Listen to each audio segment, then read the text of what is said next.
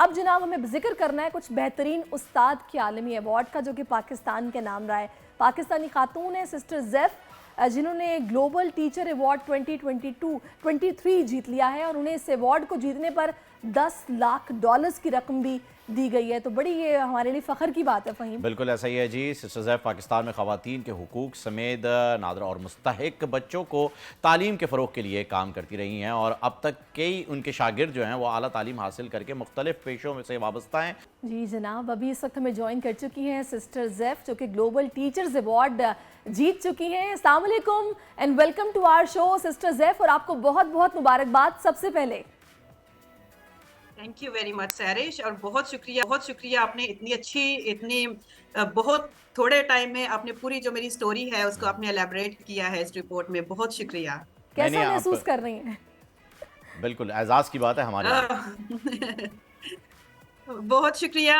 बहुत एक्साइटेड हूँ, स्पेशली जब से पाकिस्तान वापस आई हूँ। इतना प्यार मिल रहा है, इतनी रिस्पेक्ट मिल रही है और बहुत फख्र महसूस हो रहा है कि मैं अपनी कौम को एक खुशी दे पाई हूँ। अच्छी बात है। अच्छा सिस्टर ज़ैफ, मैं ये जानना चाहूँगा क्योंकि आपको बेहतरीन उस्ताद का अवार्ड मिला है, तो हर किसी का अपना एक्सपीरियंस होता है टीचर्स को लेकर के, और टीचर्स आपके वालिदैन की जगह होते हैं। ज़रूरी ये है कि वो पढ़ाते कैसे हैं। अब आपको अवार्ड भी मिल चुका है तो आप बेहतरीन तरीके से बता भी सकती हैं कि कैसे पढ़ाया जाता है, क्योंकि हमने अक्सर ये देखा है कि दो तरह के टीचर देखने में आते हैं। एक या तो वो होते हैं जो कि बड़ी इग्नोरेंस लेवल पे होते हैं, वो कहते हैं बस एंड में जब एग्जाम्स आएंगे तब पढ़ा देंगे, कुछ नहीं है। और एक वो होते हैं बड़े स्ट्रिक्ट किस्म के होते हैं जो ज़रा भी फ्लेक्सिबल नहीं होते, जो ये नहीं देखते कि बच्चा बीमार है या बच्चा टेंशन में है या बच्चे को वो चीज़ समझ में नहीं आ रही है, पूरी क्लास को एक ही तरह से समझाते हैं। उस तरह के टीचर्स भी होते हैं। तो पढ़ाया कैसे जाता है, मैं सबसे पहले तो आपसे ये जानना चाहूंगा। देखिए, मैं ये जो दोनों ही तरीके हैं इनसे मैं इत्तेफाक नहीं करती हूँ, बिकॉज टीचर का काम बच्चों को रीडिंग सिखाना और उनको लिखना सिखाना नहीं है, उनकी शख्सियत को बिल्ड करना है। उनको ये एहसास दिलाना है कि the children are valued, they are important and we love them, we value them. और जब वो स्कूल में है तो वो बेसिकली अपने दूसरे घर में है। अगर एक बच्चा अपने टीचर को देख के तहफ़्फ़ुज़ महसूस नहीं करता और उसके चेहरे पे स्माइल नहीं आती और वो ये महसूस नहीं करता कि मेरी टीचर यहाँ पे है तो एवरीथिंग इज ऑल राइट, तो फिर मैं समझती हूँ कि ये टीचिंग नहीं है।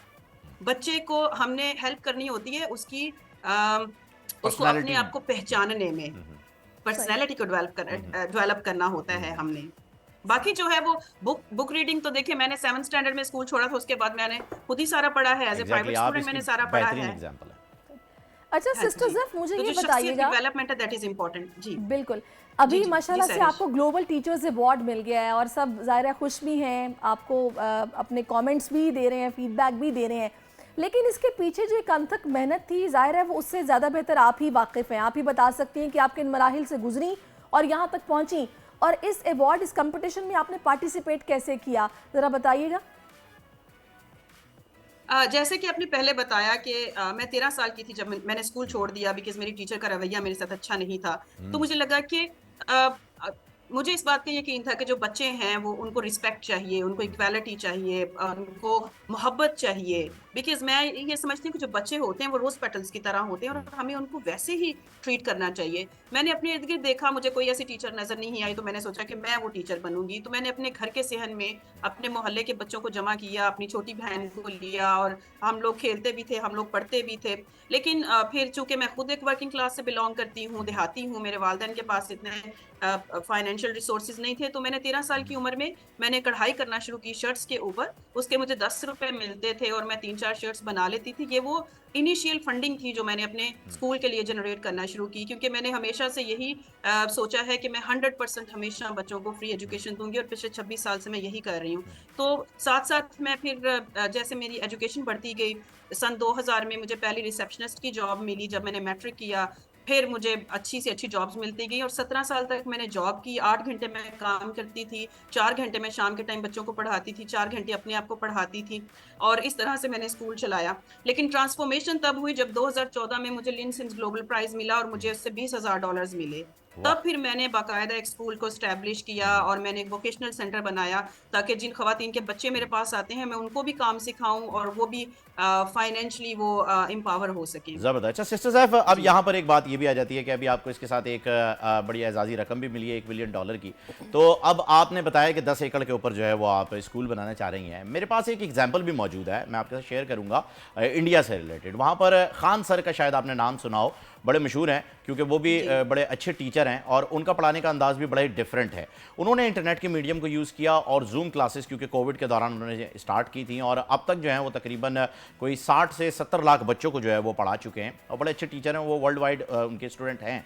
मैं ये जानना चाह रहा हूँ कि आप टेक्नोलॉजी का इस्तेमाल करते हुए इस मीडियम को कितना वास्ट लेवल के ऊपर जो है वो फैलाने का विजन रखती हैं?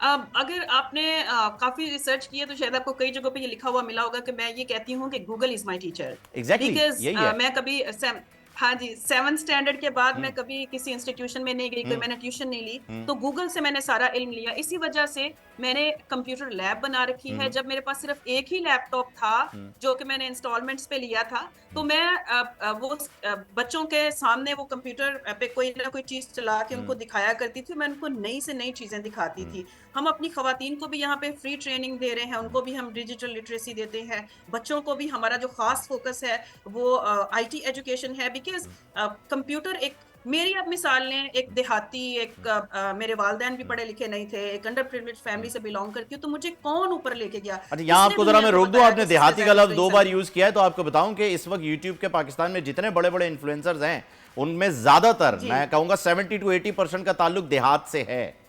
जो बड़े बड़े इन्फ्लुएंसर्स यूट्यूब पर हैं, तो ऐसी बात नहीं है, देहात में रह करके भी जो है पूरी दुनिया कनेक्टेड है वर्ल्ड वाइड वेब के जरिए। Please continue. Yes, it is because of internet. Exactly. ठीक है, तो मैं आपको ये बताने की कोशिश कर रही हूँ कि इंटरनेट जो है उसमें क्वालिटी ये है कि वो कुछ डिस्क्रिमिनेट नहीं करता। No matter where you are, no matter what is your financial background, अगर आप कुछ करना चाहते हैं तो internet is there to support you. मैंने इंटरनेट को पॉजिटिवली यूज किया और मैं दुनिया तक पहुंची और मैंने दुनिया को बताया कि I am doing something extraordinary for my people. सही। अच्छा सिस्टर्स, बिल्कुल, मुझे अब मैं चाह रही हूँ थोड़ा सा आप ज़रा टीचर्स के लिए हमें कुछ मैसेज दीजिए, क्योंकि टीचर्स की कुछ फ़हीम ने भी बात की। टीचर्स इस तरह की टाइप्स के हैं पाकिस्तान में।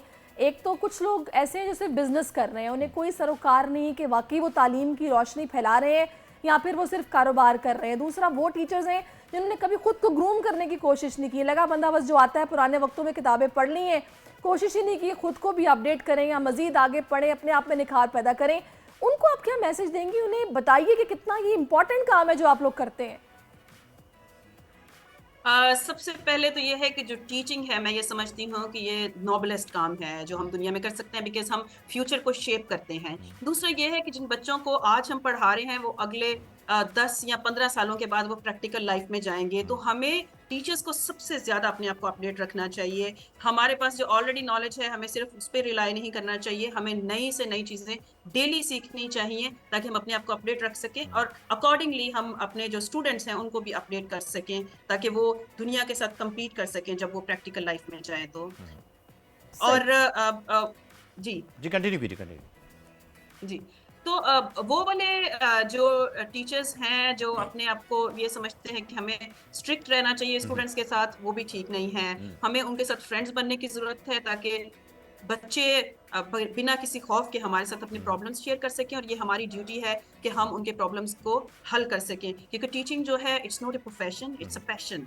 ये एक कॉलिंग है, ये एक जिम्मेदारी है हमारी आइंदा आने वाली नस्लों की जो हमारे कंधों पे है और ये बहुत बड़ी ब्लेसिंग है। बिल्कुल, आपने बड़ी अच्छी बातें की हैं। यहाँ पर एक छोटी सी बात मैं आपसे और पूछूंगी, वो ये बता दीजिएगा कि हम बाहर के ममालिक में देखते हैं कि वहाँ पर पढ़ाने का अंदाज जो है वो बड़ा प्रैक्टिकल है कि आपको बजाय इसके कि सवालात और जवाबात लंबे लंबे याद करने के लिए दे दिए जाएं, कॉन्सेप्शनल पढ़ाई होती है कि जनाब ये करके दिखाया जा रहा है, काम ऐसे होगा, आपको ऐसे करना है। आप किसको सपोर्ट करेंगी? वो बेहतर अंदाज है या फिर जो हमारे यहाँ एक तरीका कार है पढ़ाई का, उसको आप ठीक समझती हैं? ऑफ कोर्स जो हमारा तरीकाकार है वो ठीक नहीं है। This is just a copy system. हम बुक से व्हाइट बोर्ड पे कॉपी करते हैं, बच्चे उसको अपनी नोटबुक पे कॉपी कर लेते हैं, तो इट्स नॉट ए स्टडी, ये तो रट्टा सिस्टम है ना। इससे बच्चे की शख्सियत में तब्दीली नहीं आती। जब तक वो प्रैक्टिकली चीजों को नहीं करेगा, जब तक वो खुद उनको नहीं देखेगा, जब तक वो उनको महसूस नहीं कर सकेगा, तो वो कैसे उनको अपने अंदर लेगा। फिर तो वो थोड़ी देर के बाद बच्चे भूल जाते हैं। वो तो सिर्फ मेमोराइज करना होता है ना, तो मेमोराइज करने से आप में तब्दीली तो नहीं आती। बिल्कुल ऐसा ही है, आपने बिल्कुल इट्स नॉट दुरुस्त एन फरमाया। एजुकेशन। और इससे मुझे एक ऑस्कर विनर मूवी भी याद आ गई है। उसके अंदर who wants to be a millionaire का गेम खिलाया गया था। यकीनन आपकी नज़र से भी गुजरी होगी, क्योंकि बड़े एजुकेशनिस्ट जो हैं उन्होंने देखी। वो उसमें 15 सवालों के जवाब जो देने के लिए कंटेस्टेंट बैठता है, वो हर सवाल अपनी ज़िंदगी में जी कर आया होता है, इसलिए उसे पता होता है कि क्या है। $100 के ऊपर किसकी तस्वीर है, ये उसने जिया है, इसलिए उसे मालूम है, lived it, that's why he knows it. उसने कहीं पढ़ा नहीं, लेकिन पढ़ाई बहुत ज़रूरी है। और इसकी बेहतरीन एग्जाम्पल जापान से हमें मिलती है, जहां पर आपको 5th स्टैंडर्ड तक ना कुछ पढ़ाया जाता है, ना कोई होमवर्क दिया जाता है, ना आपको लिखाई के ऊपर तवज्जो इतनी ज़्यादा दी जाती है, ना आपको ये बताया जाता है कि जी फला ऑथर ने अपनी किताब में फला कोट लिखा था। वहाँ सिर्फ आपको एक अच्छा इंसान बनना सिखाया जाता है 5th स्टैंडर्ड तक। और जब आप अच्छे इंसान बन जाते हैं तो आपको पता होता है कि आपने क्या पढ़ना है, क्या सही है, क्या गलत है। ऐसा सिस्टम क्या सिस्टर ज़ैफ हम आपके स्कूल में देख सकते हैं, जो कि 10 एकड़ के ऊपर आप बनाने का ख्वाब रखती हैं? This is my dream. मैं अपने बच्चों को ग्लोबल सिटीजन्स बनाना चाहती हूँ। मैं चाहती हूँ कि उनके पास पूरी दुनिया का इल्म हो, उनके पास अच्छी सेहत हो, वो ज़हनी और जिस्मानी तौर पे मैं उनको इस तरह के रिसोर्सेज दूँ कि वो ज़हनी और जिस्मानी तौर पे बहुत ज़्यादा स्ट्रांग हों, और जो भी इल्म उनके पास है उसको वो अपने अंदर ले सकें, उसको वो कंप्लीटली अंडरस्टैंड कर सकें। बिकॉज़ जब हमारे बच्चे मेल नरिश्ड नहीं होंगे, उनको प्योर खुराक मिलेगी, तो उनका जो आईक्यू लेवल है उसमें भी बेहतरी आएगी। तो मैं ऐसा स्कूल चाहती हूँ जहाँ पे हम अपनी खुराक उगाएं, हमारे अपने फ्रूट्स हों, हम बच्चे जो है वहाँ पे बिल्कुल प्योर दूध पिएं, वैसी खुराक ना हो जैसी कि हमारे मुल्क में अनफॉर्चुनेटली ऑर्गेनिक बच्चे फॉर्म। ले रहे हैं। अच्छा हाँ जी, हाँ जी। सिस्टर ज़ैफ, एक चीज़ और जिस पर मैं चाहूँगी कि आप थोड़ी सी हमारी रहनुमाई कीजिए, पेरेंट्स की रहनुमाई कीजिएगा, कि अब जो आजकल का दौर है जिसमें हम देख रहे हैं गैजेट्स का इस्तेमाल बहुत ज़्यादा बढ़ गया है, बच्चों के हाथ में मोबाइल्स, दिन में तकरीबन मेरा ख्याल है आधा दिन बच्चे मोबाइलों पे या तो गेम्स खेलते हैं या फिर कुछ ना कुछ ऐसा देखते हैं जो कंटेंट इस काबिल नहीं होता कि उसको देखा जाए। मतलब कोई तमीज़ तो खैर उसमें नहीं सिखाई जा रही होती, इस तरह की चीज़ें बिल्कुल एक एक्सेसिबल हो गई हैं बच्चों के लिए। क्या आप मैसेज देंगी उन बच्चों को कि जो कि बजाय इसके कि पढ़ाई में टाइम लगाएं, या उन पेरेंट्स को जो कि बॉदर ही नहीं कर रहे कि बच्चा उनका देख क्या रहा है या कर क्या रहा है, उन्हें क्या मैसेज देंगी? देखिए, ये वालिदैन खुदा ने इसीलिए बनाए हैं ताकि वो बच्चों को प्रॉपर गाइड कर सकें और हर टाइम उनके ऊपर नज़र रखें, और उनको बताते रहें कि उन बच्चों ने क्या करना है और क्या नहीं। लेकिन बच्चों को, मेरे भी बच्चे हैं, मैं अपने बच्चों को कभी डांटती नहीं हूँ, कभी मारती नहीं हूँ। मेरा बेटा 3 साल का है, बेटी मेरी 4.5 साल की। मैं उनके पास बैठती हूँ और मैं उनको कहती हूँ मुझे आपके साथ मीटिंग करनी है, और वो इसको अंडरस्टैंड करते हैं। और फिर मैं उनको बताती हूँ बेटा ये चीज़ आपके लिए ठीक नहीं है, ये ठीक है, आपने ये वाला कंटेंट देखना है। फिर हमारे पास पेरेंटल कंट्रोल की आजकल फैसिलिटी आ गई है, हम उसको भी यूज़ कर सकते हैं। लेकिन सबसे इम्पोर्टेंट चीज़ ये है कि हम बच्चों को चीज़ों को समझना सिखाएं, वो इसको अंडरस्टैंड करें कि अगर मेरा पेरेंट मुझे ये कह रहा है कि ये चीज़ मेरे लिए ठीक नहीं है, तो फिर ये ठीक नहीं है। क्योंकि पहले हमें बच्चे को ये रियलाइज करवाने की जरूरत है कि जितना मैं तुमसे प्यार करता हूँ या करती हूँ, उतना दुनिया में और कोई नहीं कर सकता। फिर जब आपका बच्चा आप पे ट्रस्ट करता है, तो फिर वो आपकी सुनता है और आपकी मानता है। ज़बरदस्त जी, एटलीस्ट मैं तो यही तरीका यूज कर रही हूँ अपने बच्चों के लिए। नहीं, हाँ ये जी। बहुत ही अच्छा तरीका है कि आप अपने बच्चों के साथ फ्रेंडली हो जाएं और उसके बाद जो है जा करके आपको पता चले। क्योंकि देखिए, जैसे ही वालिद साहब घर में एंटर होते हैं तो ऐसा लगता है ये हिटलर की एंट्री हो गई है। और ज़्यादातर वालदाएँ जो हैं वो ये परसेप्शन बना के रखती हैं कि तुम्हारे अब्बू आएंगे तो तुम्हें बताऊंगी, तो अब्बू वो ना चाहते हुए बेचारे विलन बन जाते हैं। तो ये भी एक माहौल है कि थोड़ा सा इन्हें फ्रेंडली माहौल बनाना चाहिए कि अब्बू अगर आए हैं तो उन्हें वेलकम ऐसे किया जाए कि कोई मतलब शुगल में, दोस्ती यारी में, या आप समझ लीजिए खेलते कूदते जो है वो वेलकम होना चाहिए। ऐसा नहीं होना चाहिए कि डर के और सहम के बच्चे घर में बैठ जाएं। ये बहुत ज़रूरी है। एक चीज़ और मैं आपसे जानना चाहूँगा सिस्टर ज़ैफ, कि आपने ये सारा एक्सपीरियंस तो अपना शेयर कर लिया, किस तरह से आपने तालीम हासिल की, क्या आपका विजन है, क्या करना चाहती हैं, लेकिन ये जो अवार्ड जब आप लेने के लिए गई थी, मैं जानना चाहूँगा कि ये क्या माहौल था, आप उस वक्त क्या सोच रही थी? आपको पहले से बता दिया गया था कि ये अवार्ड आपको मिल रहा है, या वहाँ जा करके नॉमिनेशंस हुई और उसमें से आपकी अनाउंसमेंट हुई? क्या सोच कर आप गई थी, और जो आपने सोचा था बिल्कुल वैसा ही हुआ? आपके तासुरात क्या थे, ये तो शेयर कीजिए ज़रा हमारे साथ। ये 3-4 माह का प्रोसेस था। पहले टॉप 50 7,000 में से टॉप 50 को चूज किया गया, टॉप 10 को किया गया। टॉप 10 को वहां बुलाया गया था और ये सुपर सीक्रेट था। इवन जो बाद में उनकी टीम को मैंने पूछा तो उन्होंने बोला कि नहीं, सिर्फ जो हाई अप्स हैं उन्हीं को पता होता है, अदरवाइज ये सीक्रेट जो है ये रिवील हो सकता है, जो जजेस हैं वही जानते हैं। तो ऑब्वियसली बिल्कुल भी पता नहीं था, लेकिन पता नहीं क्यों मेरी सिक्स सेंस कह रही थी। मैं अपनी स्पीच अपने साथ लेके गई, उसको मैंने जहाँ पे मैं फ्रंट रो में बैठी थी मैंने अपने पास रखा था। फिर मैंने जो ड्रेस मैंने बनवाया मैंने कोशिश की कि वो ट्रॉफी के साथ मैचिंग हो और जब मैं खड़ी हुई तो बिल्कुल मेरे सामने ट्रॉफी थी और मैं बिल्कुल उसके सामने जाके खड़ी होगी। मैंने कहा कि जब ये लोग अनाउंस करेंगे और पिक्चर बनेगी तो उसके ट्रॉफी के अंदर से मेरा फेस लेंगे तो ये बड़ी इंटरेस्टिंग पिक्चर होगी। तो कहीं ना कहीं मुझे था कि होगा, लेकिन फिर भी जब उन्होंने बताया तो पहले 1-2 सेकंड्स में मेरे लिए यकीन करना मुमकिन नहीं था, मेरे जहन ने उसको एक्सेप्ट नहीं किया। अच्छा मेरे सिस्टर्स, ये हर साल इन अवार्ड्स का इनेकाद होता है या फिर हर 6 महीने बाद होता है? किस तरह ये चूज किया जाता है, क्या क्राइटेरिया क्या होता है? 2 साल के बाद होता है ये एक एप्लीकेशन, पूरे इंटरनेट पे ये होता है कि जी आप अप्लाई करें। मेरी एक अमेरिकन फ्रेंड है, उन्होंने अप्लाई किया था मेरे लिए, उन्होंने मुझे नॉमिनेट किया था और फिर वो चेक करते हैं, सारा बैकग्राउंड चेक करते हैं, ये देखते हैं कि बंदे का करैक्टर कैसा है। मेरे से उन्होंने करैक्टर सर्टिफिकेट मंगवाया था पुलिस का, तो जब उन्होंने मेरे से करैक्टर सर्टिफिकेट मांगा तो साथ मैंने अपना आईडी कार्ड और पासपोर्ट भी भेज दिया और मैंने कहा कि आप अच्छे से चेक कर लें ओके हो जाए तो फिर आप कर दीजिएगा, अपने तसल्ली कर ले। हाँ जी, जबरदस्त मैंने जबरदस्त। उनको और ज्यादा इन्फॉर्मेशन दे दी। हाँ जी, चलिए इस जी, तरह से ये हुआ था। बेहतर। लेकिन यहाँ पे मैं एक चीज मेंशन करना चाहूंगी, हमारे एम्बेसडर साहब थे वहाँ पे फ्रांस में, हमारे एजुकेशन मिनिस्टर साहब थे और जब मुझे अवार्ड मिला तो मैंने उनसे रिक्वेस्ट की, जो लोग मुझे अवार्ड दे रहे थे, मैंने कहा जी हमारे एम्बेसडर साहब हैं, एजुकेशन मिनिस्टर भी हैं यहाँ पे, तो प्लीज उनको बुलाएं, मैं चाहती हूँ कि वो भी मेरे साथ खड़े हों। तो हमारे जो एम्बेसडर साहब है, अभी जब अनाउंस भी नहीं हुआ था वो मेरे पास के, उन्होंने मुझे बड़ा अप्रिशिएट किया, तो ये मेरे लिए बहुत ज्यादा फख्र की बात थी। एकदम से मेरे अंदर एनर्जी आ गई कि हमारे पाकिस्तान से रिप्रेजेंटेटिव्स जो है वो यहाँ पे मौजूद हैं। चले वो जी, मेरे लिए बहुत बहुत proud मुबारकबाद moment था। आपको एक बार फिर से sister Zaif. Thank you so much for your time और कीप शाइनिंग, ऐसे ही तरक्की करती रहें और अपने मुल्क का नाम रोशन करती रहें। बहुत जी हाँ, और उस्ताद से बेहतरीन जो है वो आपको लेसन, आपको जो सीख है वो कोई नहीं देता, चाहे वो किसी भी फील्ड का उस्ताद क्यों ना हो। इवन मैकेनिक शॉप पे भी अगर आप काम कर रहे होते हैं ना, तो भी उस्ताद ही आपको बताते हैं कि बेटा कौन सा पाना यूज़ करना है। बिल्कुल जनाब।